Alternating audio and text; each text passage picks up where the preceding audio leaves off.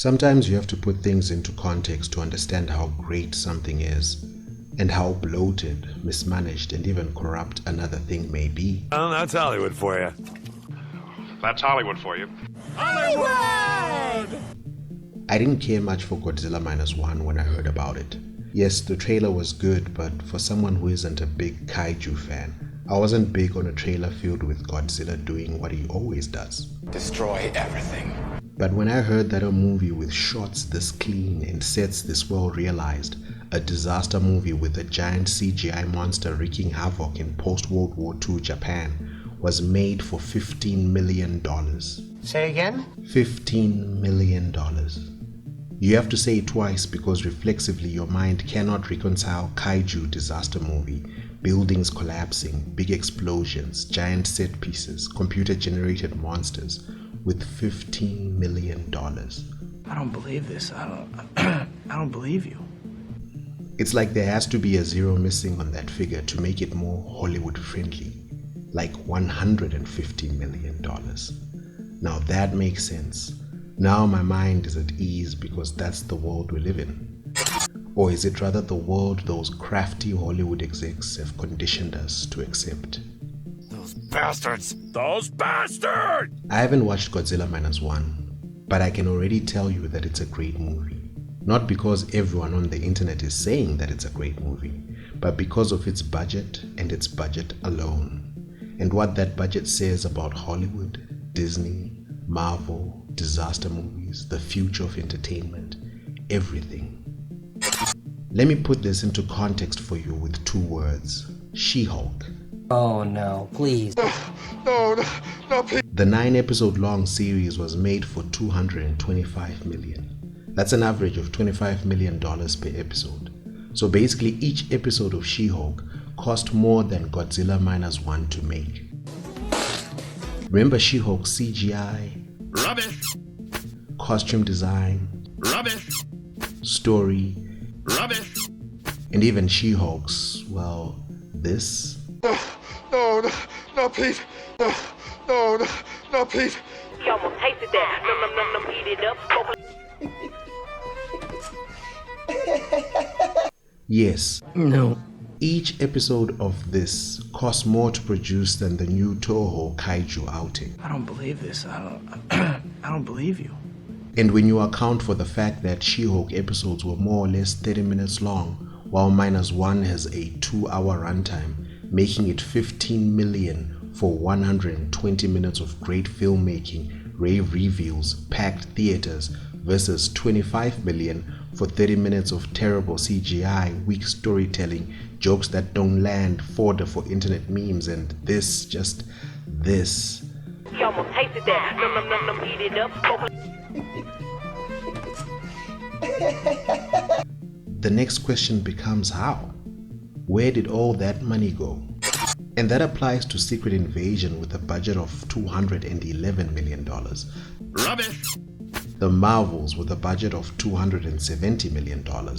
Rubbish! Hawkeye and Moon Knight each somehow demanding $150 million to make. Rubbish! Excuse me, various departments of cooking the books and accounting black magic, but I do not see $800 million worth of entertainment in any moment of this mediocre catalogue of shows. What's happening here? Because it's clearly bloated, it's obviously mismanaged, and possibly it's corruption. You know how sometimes people drop bags of money into the mud and they have to take it to the laundry to clean it?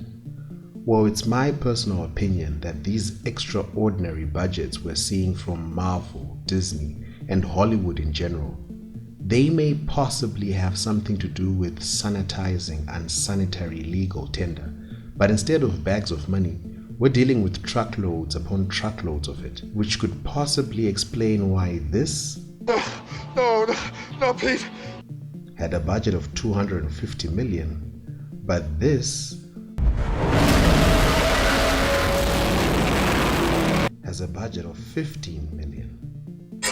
And that's why Godzilla Minus One is a great film, because it stands as undeniable proof that the world the Hollywood execs have labored with over-bloated budgets to create is as fake as a kaiju stepping on people in 1940s Japan. And currently, Godzilla's box office with its limited release in theaters is at 50 million. But I honestly believe that if it had been released in as many theaters as, let's say, the Marvels, I think that this $15 million movie would have cleared 300 million at the box office by now. Easy, if not $500 million. Which brings me to the final point of this video. For 30 years now, an entire generation of people have been raised on Japanese entertainment, Japanese manga, Japanese anime. At the same time, for the last 7 to 8 years, Hollywood has been at war with the vast majority of its audience, talking down to them, lecturing them, calling them names, telling them how to vote, and more importantly, destroying their beloved IPs. Naturally, people are sick of it, and they are voting with their wallets and opting not to watch the new Star Wars show or go to the next Marvel movie. This leaves a huge opportunity for alternative or foreign studios who can afford to make blockbuster type entertainment to capture the audience, aka cinema goers Hollywood is antagonized or outright rejected. And what is blockbuster type entertainment? Well, it's simple. Big explosions, huge stakes, giant set pieces with incredible CGI or practical effects, the summer or Hollywood popcorn flick. Everything those crafty Hollywood execs told us would cost north of $100 million to make, but has now been replicated in spades for $15 million by Godzilla Minus One, proving that we've been living in a lie. The Hollywood blockbuster is not for Hollywood alone. And that's what makes Minus One a great film, because there is blood in the water right now. The American moviegoer is up for the taking. And Godzilla Minus One is the $15 million disaster movie, raking in profits, telling every studio in the world to follow in its kaiju steps and take over the market Hollywood has decided to reject. I wonder what will happen next.